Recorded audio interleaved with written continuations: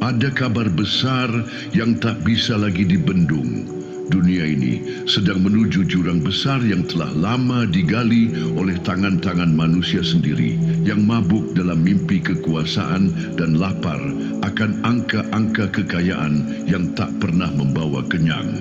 Ekonomi global bukan sekadar retak, tetapi mulai roboh seperti istana pasir yang diterpa ombak rakus zaman. Ini bukan sekadar krisis moneter atau pasar saham yang anjlok. Ini adalah pergeseran poros kekuasaan dunia, pertanda bahwa dunia lama sedang sekarat dan dunia baru tengah menanti untuk dilahirkan. Bukan dengan nyanyian kebahagiaan, tetapi dengan jeritan dan air mata dari miliaran jiwa yang akan kehilangan segalanya, harta, keluarga, harga diri, bahkan kewarasan. Lihatlah, dari balik megahnya gedung-gedung pencakar langit yang dibangun atas utang, kini mulai tampak retakan halus yang menjalar seperti sarang laba-laba. Negara-negara besar jatuh tersungkur di hadapan utang yang mereka sembunyikan dalam laporan palsu. Mata uang kehilangan nilai seperti daun kering ditiup angin. Pasar kerja jadi ladang kesia-siaan. Jutaan orang kehilangan pekerjaan, harga bahan pokok meroket, dan dunia dipaksa berhadapan dengan kenyataan paling pahit, bahwa sistem ekonomi global adalah mimpi buruk yang disulap jadi dongeng manis selama berabad-abad. Dan kini kenyataan itu menggigit. Namun dalam gelapnya kehancuran, dalam sunyinya doa yang tak lagi dijawab oleh sistem yang mati rasa, muncullah satu kelompok yang tak tenggelam. Mereka bukan yang paling kaya, bukan pula yang paling berkuasa. Mereka adalah para jiwa terpilih, makhluk yang telah lama hidup dalam kesunyian batin, dalam perenungan abadi antara dunia dan akhirat. Mereka yang dalam diam telah mengasah hatinya menjadi mata pedang keimanan. Mereka yang tak menggantungkan hidup pada angka di rekening bank, tapi pada kekuatan semesta yang maha sempurna dan tidak pernah salah memberi rezeki. Jiwa-jiwa ini adalah mereka yang memahami hakikat zuhud dalam tasawuf, mengerti fana dan baqa dalam makrifat, menguasai kesadaran tertinggi yang tak lagi membedakan antara siang dan malam, antara kehilangan dan kedatangan. Mereka yang tak tertipu oleh gemerlap dunia karena telah mencicipi manisnya cahaya ilahi yang menyusup lembut lewat napas jikir, lewat tenangnya sujud di malam buta, lewat pencerahan dalam sunyi yang tak dikenal logika manusia biasa. Bagi mereka, kehancuran dunia adalah kelahiran kesadaran. Ketika yang lain sibuk panik karena kehilangan harta, para jiwa terpilih justru memanen keberlimpahan dari dalam dirinya sendiri. Ilmu kebatinan telah mengabarkan sejak lama bahwa akan datang masa ketika manusia tak bisa lagi menyembunyikan kerapuhan jiwanya di balik kemewahan. Ketika energi-energi negatif kolektif manusia yang dipenuhi keserakahan dan iri telah menumpuk begitu pekat di atmosfer bumi, maka hukum keseimbangan ilahi akan turun tangan. Bukan sebagai hukuman, tapi sebagai pemurnian. Dan krisis ekonomi global ini bukanlah kehancuran, melainkan penyucian massal terhadap manusia yang selama ini hidup dalam ilusi. Siapa yang tidak kuat akan patah, akan gila, akan mengakhiri hidupnya dengan tangan sendiri. Tapi siapa yang melek, yang sadar, yang sudah melatih batinnya untuk tidak tertambat pada dunia, akan terangkat, akan dipandu, akan diberi kuasa untuk mencipta dunia baru yang tidak dibangun atas dasar keserakahan, tapi atas kasih sayang, ilmu, dan kesadaran suci. Dalam kitab suci, setiap agama pun ini telah ditulis, hanya dengan bahasa dan kiasan yang berbeda. Di dalam Injil ada kabar tentang hari penghakiman. Dalam Al-Quran, ini disebut Yaumul Mahsyar dalam bentuk sosial.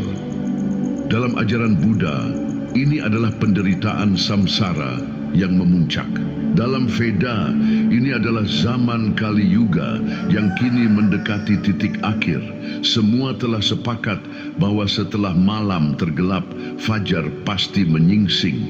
dan kini malam itu sedang mencapai puncaknya.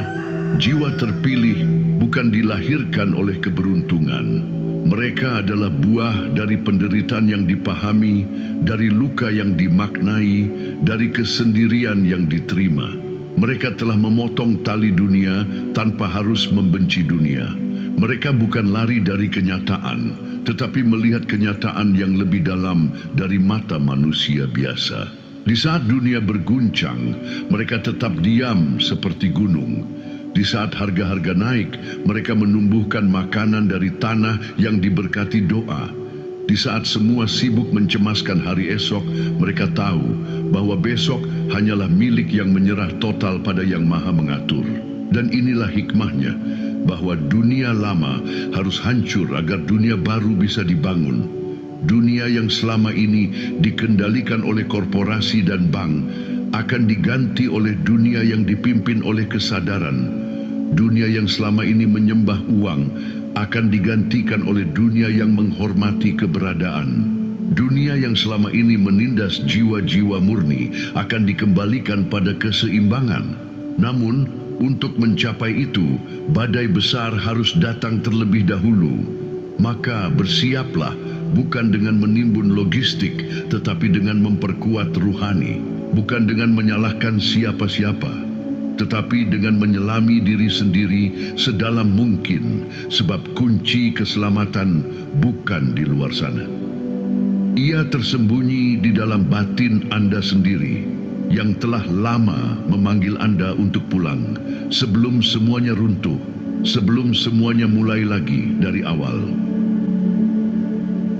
Di tengah reruntuhan dunia yang gemetar, ketika matahari keberadaban redup, ditelan kabut keserakahan, di saat tangis manusia terdengar lebih sering dari tawa, di saat perut kosong menjadi lebih akrab daripada doa yang dulu rajin dibisikkan, maka muncullah peran agung yang sejak dahulu telah ditulis oleh takdir di langit dan bumi, sang jiwa terpilih.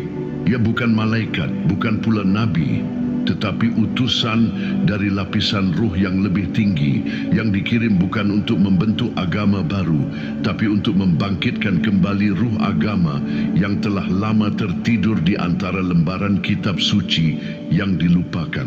Ia adalah penjaga cahaya dalam kegelapan akhir zaman. Tugasnya bukan untuk mengubah dunia dengan senjata atau kekuasaan, tetapi dengan kesadaran, keteladanan, dan frekuensi spiritual yang sanggup mengguncangkan inti nurani manusia yang telah beku. Ketika ekonomi global luluh lantak, ketika nilai uang lebih ringan daripada debu, dan ketika harga kehidupan diperdagangkan di pasar saham yang tak berjiwa, sang jiwa terpilih hadir sebagai cermin. Ia tidak hanya memberi petunjuk, tetapi juga menjadi petunjuk itu sendiri. Tatapannya membuat manusia terhenyak. Diamnya membongkar kepalsuan. Ucapannya mengguncang seperti guntur yang membelah malam. Ia tak datang dengan jubah, tapi dengan aura. Ia tak membawa tongkat, tapi membawa kesadaran. Di hadapan dunia yang menertawakan agama, ia menanam kembali benih ilahi yang telah dicabut oleh tangan manusia sendiri. Karena sesungguhnya krisis ekonomi ini bukan semata-mata kegagalan sistem finansial, melainkan buah pahit dari hilangnya iman kolektif manusia kepada Yang Maha Mengatur. Ketika agama hanya dijadikan simbol, ketika ibadah hanya dijalankan sebagai formalitas tanpa rasa, ketika ayat-ayat hanya dibaca tanpa ruh, maka manusia pun mulai kehilangan arah. Mereka tidak meninggalkan agama karena tidak percaya, tetapi karena agama tidak lagi hidup di hadapan mereka. Yang mereka lihat adalah pertengkaran antar pemuka agama, korupsi berjubah suci, dan institusi keagamaan yang lebih sibuk menjaga kekuasaan daripada menuntun jiwa. Maka mereka pun berpaling, mereka mencari Tuhan di tempat lain, di bilik sunyi, di dalam dirinya sendiri. Di antara rintihan orang miskin yang lebih jujur daripada khotbah para elit. Inilah zaman ketika manusia memerlukan agama bukan sebagai doktrin, tapi sebagai pengalaman langsung, Mereka haus akan Tuhan, tapi muak dengan para penjaga gerbangnya yang lebih sering menutup pintu. Dan inilah tugas jiwa terpilih, membuka kembali pintu itu, menunjukkan bahwa Tuhan tak pernah jauh, hanya kesadaran manusialah yang menjauh. Bahwa semua agama pada hakikatnya berasal dari satu mata air ilahi dan telah tercemar oleh ego para pengikutnya.